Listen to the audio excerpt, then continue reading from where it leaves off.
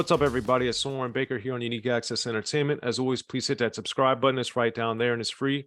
That enables us to keep coming to y'all as often as possible with as many interviews as possible. So please hit that subscribe button, like our content, share it, talk about it, be about it. Each one, teach one. We appreciate your support and getting us this far. And if you haven't already, you can hit that join button.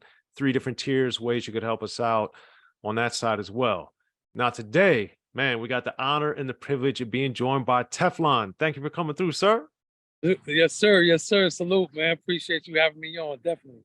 Yeah. So, for those that know, Tef's been putting it down for many moons. I actually, for those that also know, way back in the day, I reviewed My Will album, his debut album, In the Source.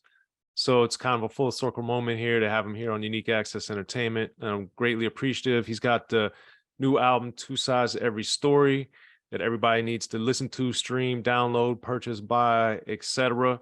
We'll put the link in the description of the video down there so y'all can get it directly right there as well. So Tef, man, before we get back to the old stuff, let's start off with the new stuff, man. Two Sides to Every Story, new album.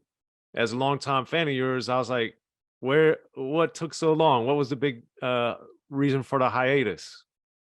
Well, it's been a lot of changes that happened in the industry.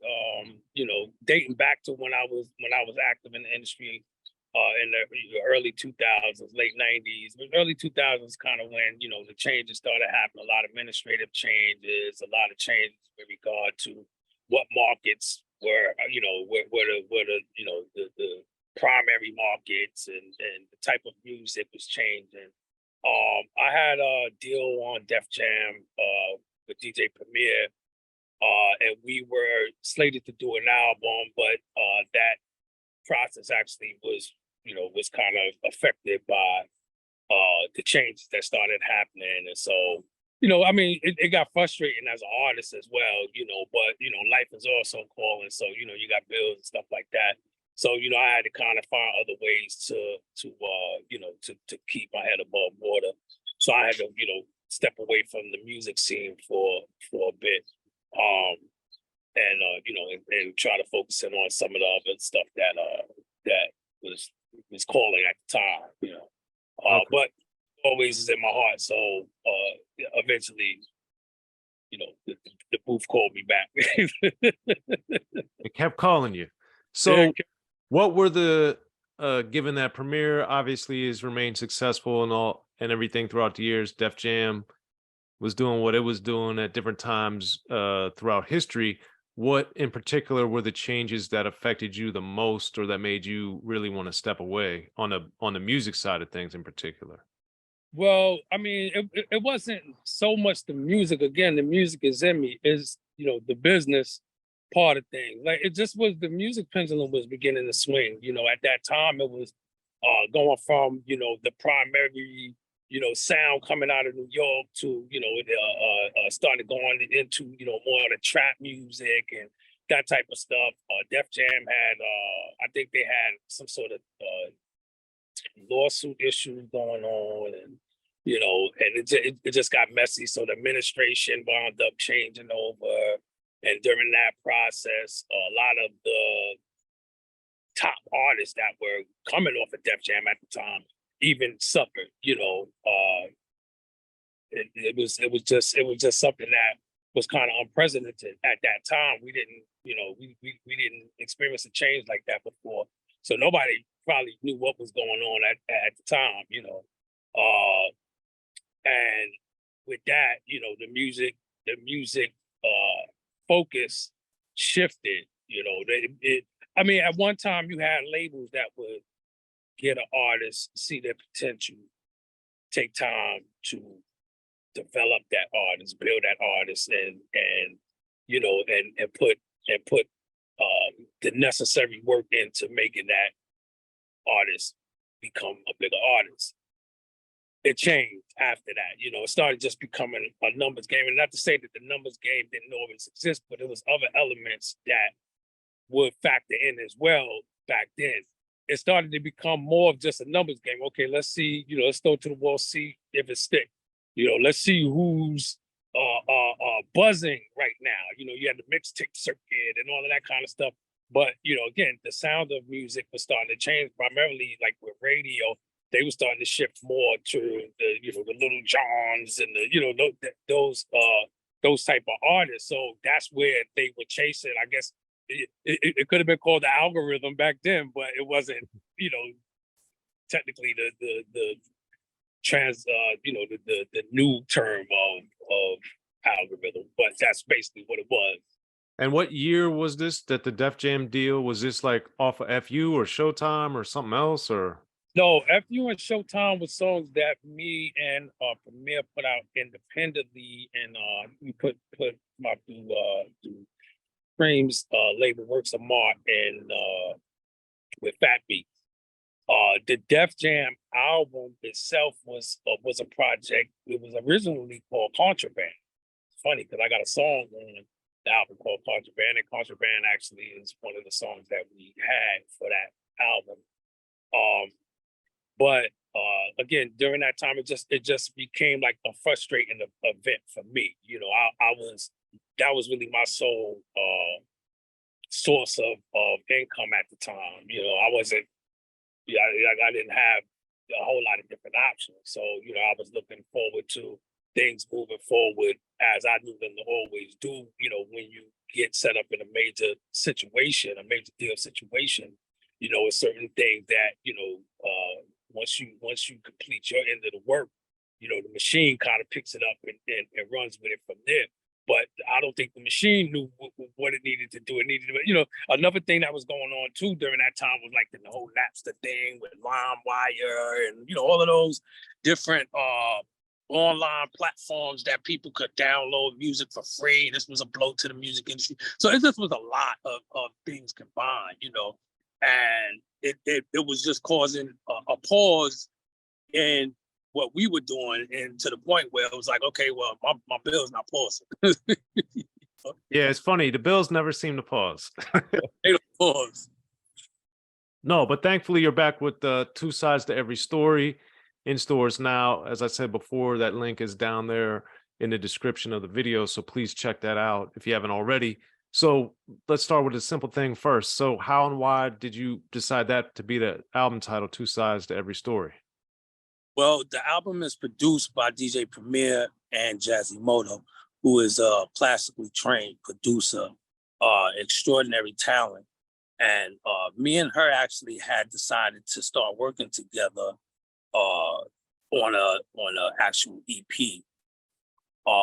And when we started working, it was like the chemistry that we had. It was like really, really, really great. Like you couldn't buy that kind of chemistry, the type of music that she makes, and the way that I like to pattern my lyrics, it just marries. And so we went into the studio and started doing some work. I had reached out to Preem because I knew that the whole, industry layout had kind of shifted to online. And I really didn't know anything about that, And so Preem said, you know what, I'm gonna reach out to Matt Diamonds. He's really, really good at knowing how to navigate through these type of situations. He said, and let's plug in with him. And from that point, we had put together a single called No Fake Love. Preem actually mixed it. Xzibit produced it. And Matt came up with a bright idea. He said, "But look, man, how about doing like a combined album? That'll really be great." So we said, "Yeah, that's definitely a good idea. We all like the way each other works, and we all bring something different to the table." And so we went in and started banging out. So we pulled in my boys M.O.P. Shout out to Billy and Fame. We reached out to Benny the Butcher. Benny the Butcher came down and blessed us with something. So we put together, I think it's 12 tracks all together. And in the marriage, the marriage was there. We got the song mixed, mastered, and everything. We put all the bows on it pretty much. And here we are. Absolutely. And I will say if people aren't familiar with Quasimodo, they need to be because she definitely puts it down on your album and is extremely, extremely talented. And with No Fake Love, DJ Eclipse is on there as well. And one of the things that I liked for yours is the funny thing in your one of your lyrics was like, I don't argue. Oh. So how, when, and why did you develop that trait? um, I mean, that's just been a part of my character, you know, for I don't know, as long as I can remember. I know a lot of people uh do a lot of pump faking on records, you know. I'm not one of them. Yeah, Yeah, I I was mean, gonna I'm not say that's not one of your traits, I'd say. right, absolutely not. So I mean, you know, but I mean, I'm cool. I never try to cause no problems with nobody. You know, I'm not trying to be extra or bigger than nobody. You know, I just do what I do and I stay in my lane and you know, just don't cross me the wrong way and I won't cross you the wrong way and we'll be fine. Right. Okay. Yeah. Now, one of the things that we see with Two Sides to Every Story is, which I love, is a lot of scratching, and in the choruses, whether it's Premier or Quasimodo producing a song, it doesn't really matter. Throughout Two Sides to Every Story, there's a lot of the scratching that we used to have in the 80s and 90s, where it's bringing in different sounds and songs and different voices and different things. And out the gate, one of the songs on Two Sides to Every Story is a prime example of that. So, given that I assume you've been listening to music your whole life, and we've gotten away from that so much in modern music, when you hear a song like Out the Gate and you hear that, in the choruses, what does that mean to you? Why is that significant for you? Well, that's classic. You know, that's what we grew up on.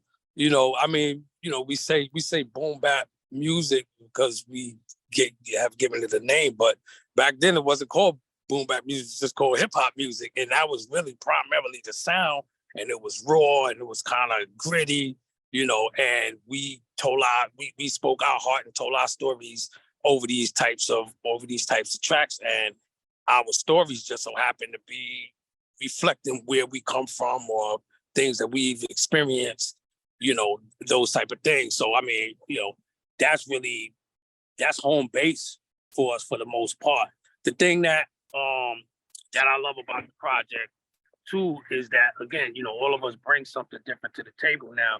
When it comes down to that classic sound, you know, Premier, he's home. He's in his house shoes. You know what I mean? Like he don't even have to try hard to make it crazy. You know, and as far as with Jazzy kind of brings a little bit more of a diversity musically to the table. You know, it's not so much what could be considered boom bap, or it fits into that realm, but she's so dynamic with what she does. Is she kind of floats outside? Like if you listen to Baby is like one of those songs that just has, like, you can hear the composition in the song, like you can hear the build in the song, and it's not your traditional boom bap, but it fits in that realm as well. Like people who appreciate boom bap will appreciate that, but people who appreciate other lanes of music will also be drawn to that. Yeah, Baby, I think it's one of the more distinctive songs on Two Sides to Every Story because, to your point, in the beginning, you're really only rapping over the piano, and then more of the music kicks in more in the chorus. So, as an artist, as a writer, how do you approach a song when it is a different type of song structure sonically? How does that affect you, if at all? Well, it's that build that drives me, because it's almost like I kind of know where it's going without knowing where it's going yet.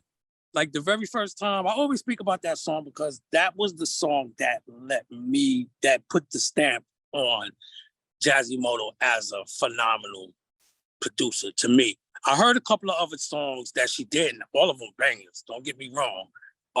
But when I was able to hear that build in the song, it was almost like I was expecting for something to come and really grab me at the end of that segment, like going into the hook, and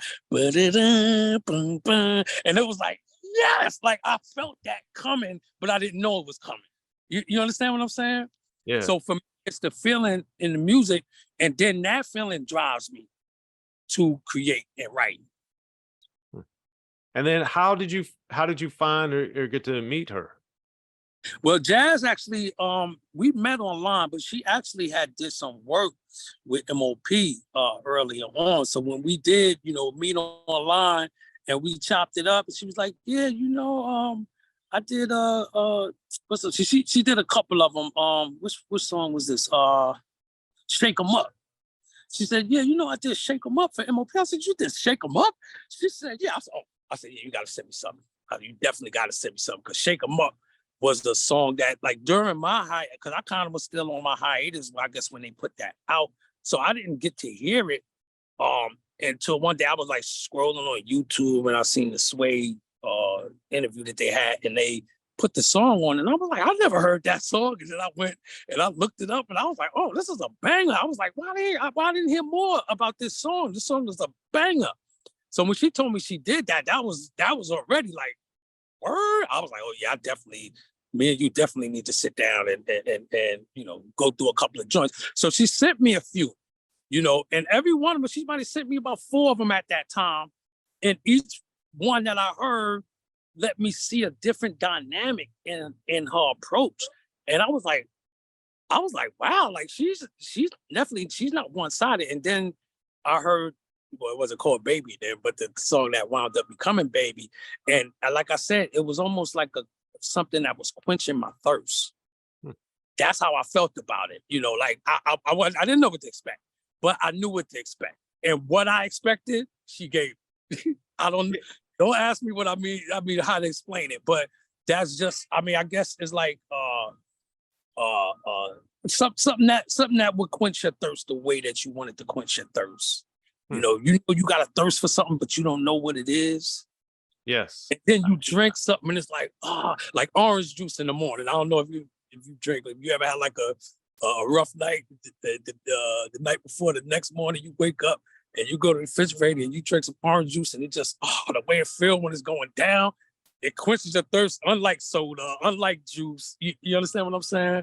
So it was kind of like that type of thing. It's like what I needed. This is what I needed right here. In the beginning, hip-hop was ruled by the East Coast. Then the West Coast rose to prominence, thanks to gangster rap. Straight out of Compton, crazy motherfucker named Ice Cube. Hip-hop changed the world. Gangster rap changed the narrative. I'm representing for the gangsters all across the world. And then changed the world again. 'Cause I'll come and take your life away. The history of gangster rap features unheard stories, unseen photos and documents, all with exclusive interviews from the founders and players who shaped gangster rap. I think a real gangster rapper has to scare you a little bit. The history of gangster rap, written by veteran rap journalist Soren Baker. In stores now. Yo, what up? This is DJ Quick. Be sure to pick up my homeboy Soren Baker's book, The History of Gangster Rap, if you really want to know what we do.